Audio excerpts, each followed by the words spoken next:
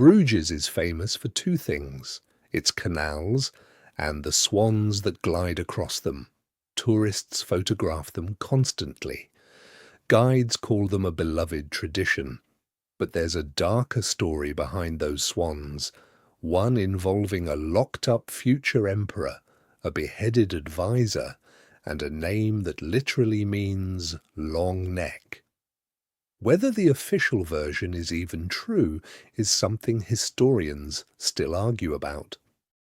Our story starts in the late 1400s. Bruges was one of the richest cities in Europe, a hub of trade, wool, and banking. But its wealth came with fierce independence. Bruges and other Flemish cities were used to guarding their own privileges, taxing themselves and pushing back hard against outside rulers who tried to squeeze more money or control out of them. Enter Maximilian of Austria. He'd married Mary of Burgundy, which made him ruler of Flanders, including Bruges. But when Mary died young in 1482, Maximilian claimed the right to rule as regent for their young son. Many people in Flanders weren't thrilled about an Austrian archduke calling the shots over their taxes and their city councils. Tensions built for years. Maximilian raised taxes to fund his wars. He appointed officials loyal to himself rather than to the city. Bruges felt like it was losing the freedoms it had fought for generations to protect. By 1488, the anger boiled over into open revolt. In February of 1488, Maximilian made the mistake of visiting Bruges in person. The citizens saw their chance.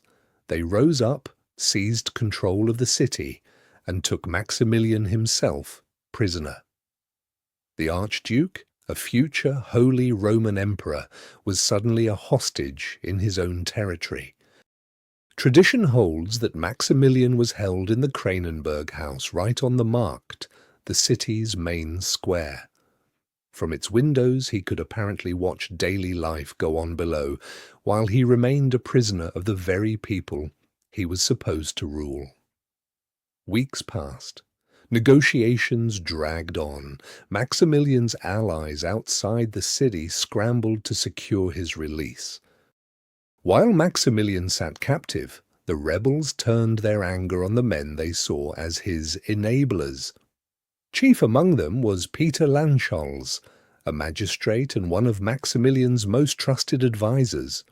To the rebels, Lanchals represented everything they hated: a local official who'd sold out Bruges' interests to serve an outside ruler. The rebels didn't just want Lanchals removed from office, they wanted him gone for good. He was arrested, put on trial by the rebellious city authorities, and executed. It was a brutal, unmistakable message to Maximilian. His advisers weren't safe, and neither was his authority here. Here's where the story gets interesting. Lanchals's surname in Dutch translates roughly to long neck. Some local traditions also linked his family's heraldry to swans, birds famous for their long, elegant necks. That coincidence, or maybe not a coincidence at all, is the seed of everything that came next. Eventually, outside pressure and negotiations forced the rebels to release Maximilian. He'd been held for weeks, humiliated in front of all of Europe. Before leaving, he was forced to agree to concessions, promises about respecting local privileges and pulling back his authority. But nobody, least of all Maximilian, forgets being held prisoner by their own subjects. Once free, Maximilian didn't forgive easily. He eventually crushed further resistance in Flanders and made Bruges pay a steep political price. And this is where legend steps in to fill a gap the history books can't quite close. According to popular tradition, Maximilian issued a decree after his release. As punishment and as an eternal reminder of Pieter Lanchals' execution, Bruges was ordered to keep swans on its canals forever.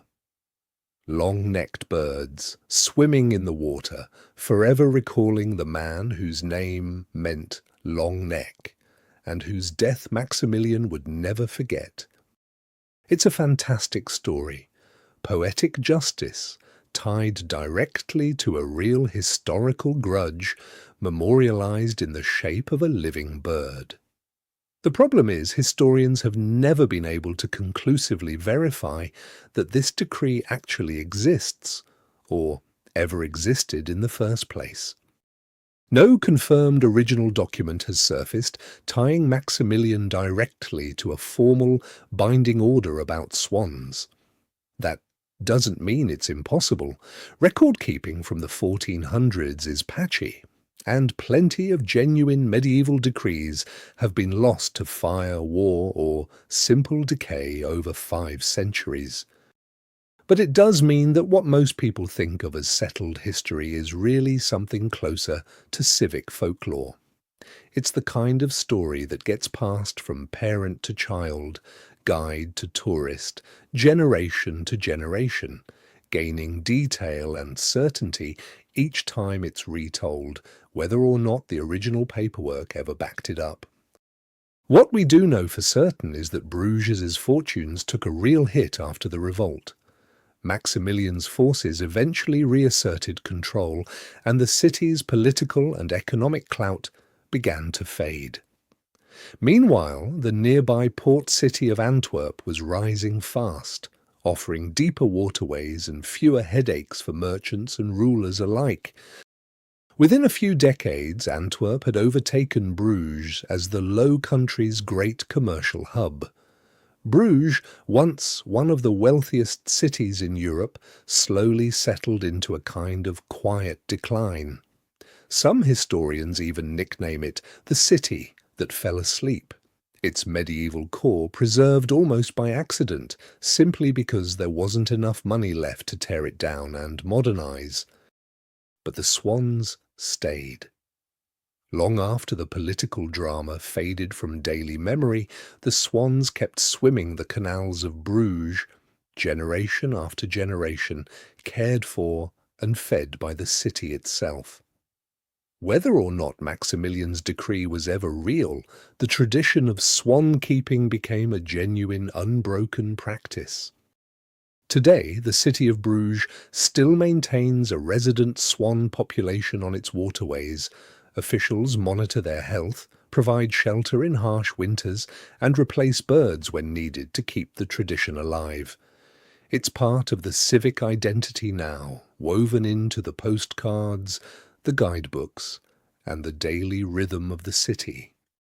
And almost every guide who tells visitors about the swans tells them about Pieter Lanchals too.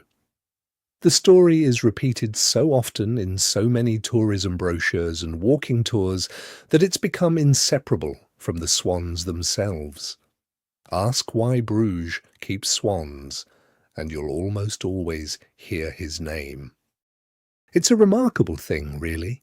A real medieval revolt, a real captive archduke, a real executed magistrate, all of it documented and historically solid. But the detail everyone remembers best, the swans themselves, rests on a legend nobody can fully prove. History and folklore have simply melted together here, and neither one seems willing to let go of the other. Maybe that's exactly why the story survives. It doesn't need a signed decree to feel true.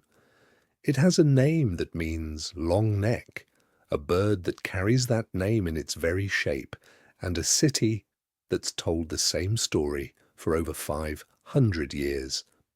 Sometimes legend does the job history can't quite finish. So next time you see a photo of Bruges' canals, look past the pretty scenery. Somewhere in that water floats the echo of a 15th century uprising, a captured archduke, and a magistrate whose name the city still refuses to forget. If you enjoyed this dive into medieval history and civic legend, subscribe for more stories where fact and folklore collide. Thanks for watching.